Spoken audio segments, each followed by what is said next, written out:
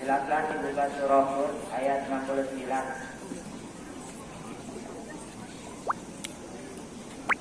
Taqabbalallahu minna wa minkum taqabbal ya karim.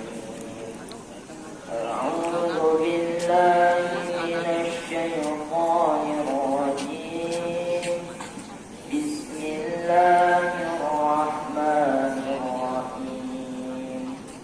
Walaqad ja'at rusuluna Ibrahim bil bushra qalu salama qala salamun fama labitha an ja'a bi'ijlin hanid falamma ra'a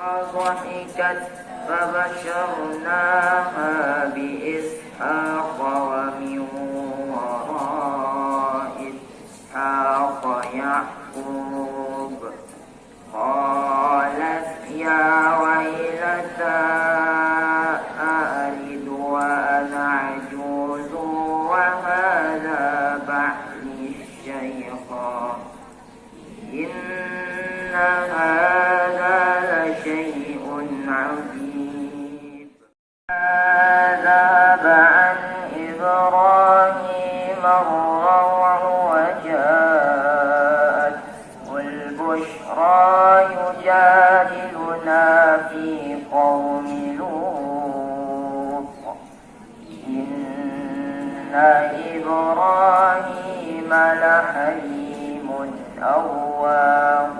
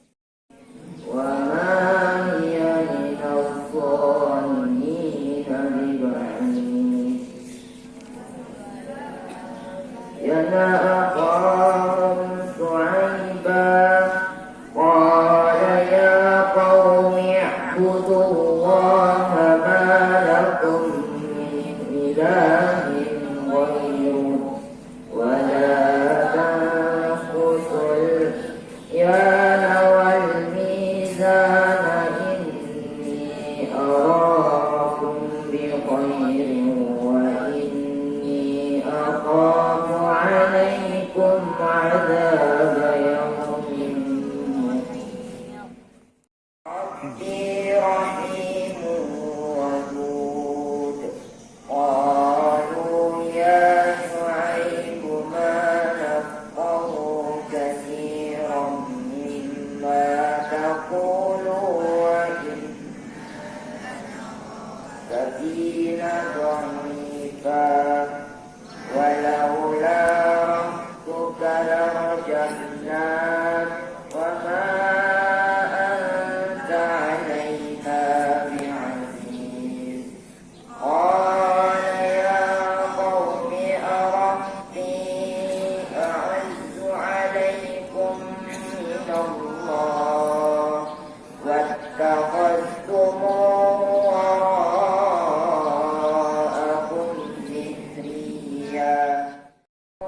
اعملوا على مكانتكم إني عامل سوف تعلمون من يأتيه عذاب يخزيه ومن هو كاذب وارتقبوا إني معكم رقيب ولما جاء أمرنا نجينا شعيبا والذين آمنوا معه برحمة منا وأخذ الذين ظلموا الصيحة فأصبحوا في ديارهم جاثمين كأن لم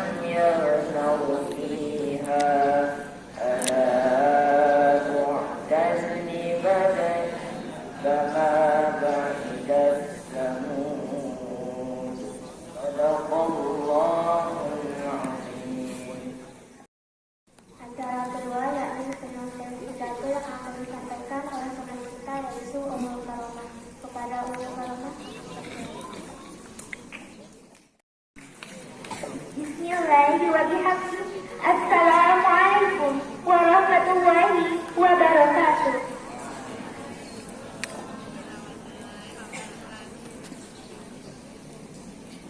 Alhamdulillah. Alhamdulillahi rabbil alamin. وبه نستعين على أمور الدنيا والدين والصلاة والسلام على أشرف الأنبياء والمرسلين وعلى آله وصحبه أجمعين أما بعد. Pertama-tama, marilah kita panjatkan puja dan puji syukur kita kepada Allah Subhanahu wa Ta'ala yang telah memberikan kita berbagai macam nikmat, mulai dari nikmat iman, nikmat kesehatan, dan nikmat kesempatan, sehingga kita bisa berkumpul di tempat ini untuk menuntut ilmu. Kedua, tak lupa kita haturkan salawat serta salam kita kepada Nabi Muhammad Sallallahu Alaihi Wasallam, karena berkat beliaulah kita bisa dari alam kegelapan menuju alam yang terang benderang. Semoga di hari akhir nanti beliau berkenan memberikan kita syafaatnya. Amin, amin ya rabbal alamin. Kepada Bapak Ibu guru yang saya hormati dan sahabat-sahabati STSN 1 Lombok Timur yang saya hormati pula, teman-teman guru kalian yang berbahagia. Di kesempatan pada pagi hari ini, izinkan saya untuk menyampaikan sebuah pidato yang berjudul Peranan Ilmu dalam Kehidupan. Ilmu memiliki peranan yang sangat penting dalam perjalanan kehidupan ini. Dengan ilmu, kita bisa membedakan mana yang baik dan mana yang bahaya. Dengan ilmu ini pula, kita bisa jauh lebih baik lagi dalam beribadah kepada Allah Subhanahu wa Ta'ala. Kalau kita tidak punya ilmu, bagaimana kita akan melaksanakan sholat? Bagaimana kita akan mengaji? Apakah kita akan mengarang-arangnya? Kalau kita marah-marah, apakah sholat kita akan diterima? Kalau kita tidak punya ilmu, sholat zuhur yang seharusnya dilaksanakan 4 rakaat, baru kita laksanakan dengan 2 rakaat. Bacaan mat yang seharusnya dibaca panjang, malah kita baca dengan pendek. Maupun dalam kehidupan sehari-hari, ilmu ini memiliki peranan penting. Mulai dari hal-hal kecil sampai hal-hal besar, mulai dari cara memasak sampai cara memimpin dunia, diperlukan yang namanya ilmu. Oleh karena itu, kita umat Islam diwajibkan untuk menuntut ilmu. Seperti sabda Rasulullah Sallallahu Alaihi Wasallam, "Talabul ilmi fardun ala kulli muslimin." Menuntut ilmu wajib bagi setiap muslim. Hadis riwayat Ibnu Majah. Teman-teman sekalian, menurut Ali bin Abi Thalib ada 6 syarat untuk menuntut ilmu. Ala sanadul ilma illa bisittatin ka'umhi ka'an najmu iha إنسان ذكاء وحرص وكبار وبلغة وإرشاد أستاذ وطول زمان. Syarat yang pertama ada zakaun, yaitu kecerdasan. Kecerdasan yang dimaksud di sini bukanlah ditentukan dari seberapa tinggi IQ yang kita miliki, melainkan seberapa kesanggupan diri kita untuk mau berpikir, untuk mau menerima ilmu yang akan kita terima dari seorang guru. Lalu, ilmu ini ada dua macam. Ilmu yang datangnya dari Allah Subhanahu wa Ta'ala dan juga ilmu yang kita peroleh dari usaha kita sendiri. Untuk itu, marilah kita sama-sama mencari ilmu itu.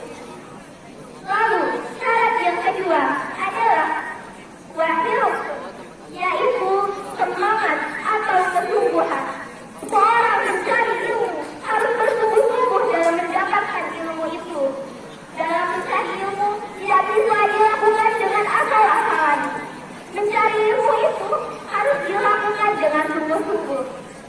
Kita tidak boleh menganggap remeh dari proses pencarian ilmu itu. Ingatlah bahwa usaha itu tidak akan mengkhianati hasil.